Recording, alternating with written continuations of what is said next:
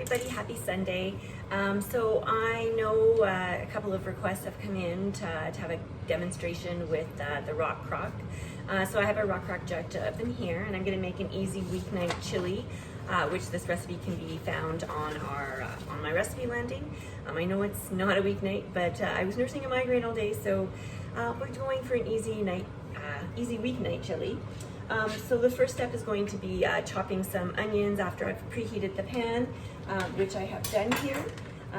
So I'm just going to use my flexible chopping mat to get those onions into the, maybe I made it not quite as flexible as I should have been to get it in. And so these chopping mats are great. You don't have to get a full cutting board really. They're easy to wipe clean.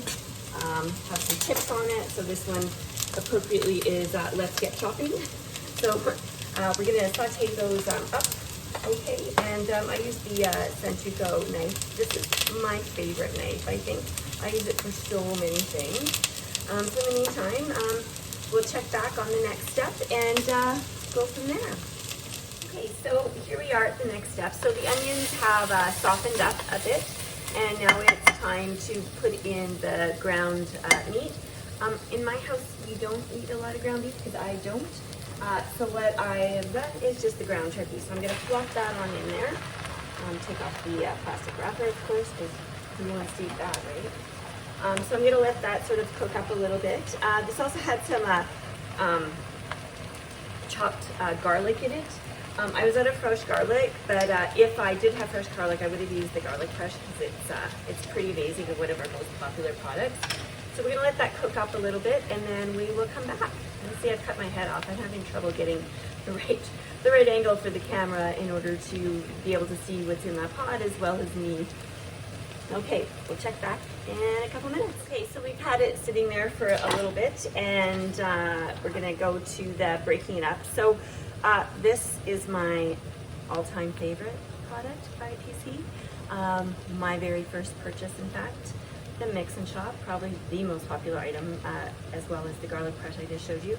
So what I like to do is I've got it in there for a little bit, and it's really great at breaking it up, as you can see. And then I can sort of stir with it, get into those onions a little bit, and the flavor, get the garlic all mixed up. I put the garlic between them, turkey and the onions, that way it doesn't burn, because it tends to burn quite easily if you are not careful.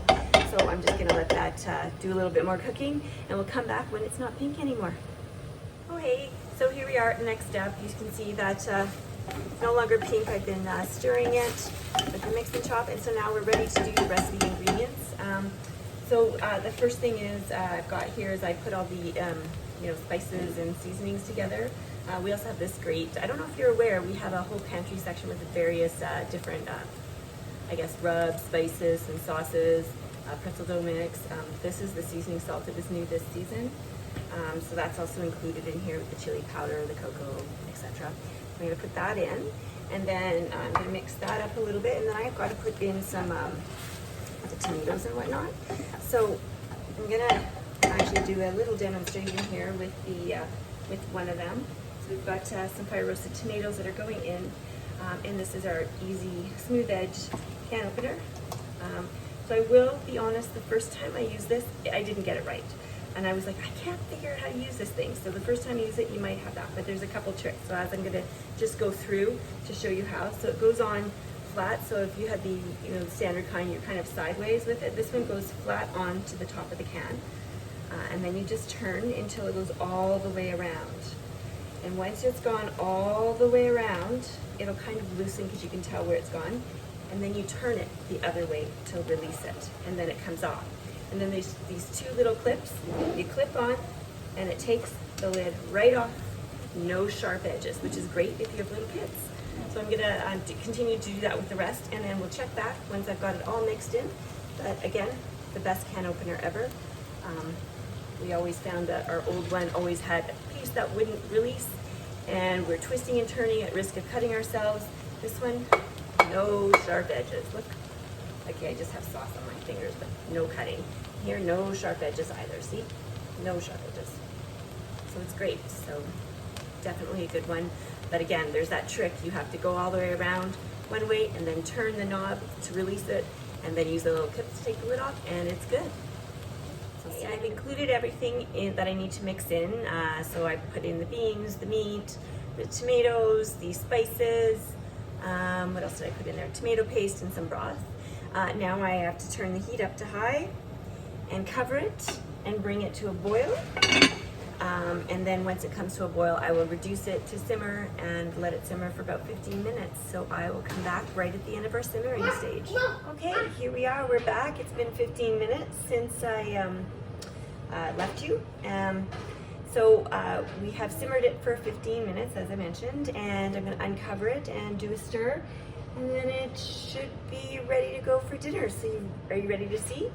So first of all, it's very hot. It is a ceramic Rockcrock, that thing that I'm using here, this Dutch oven.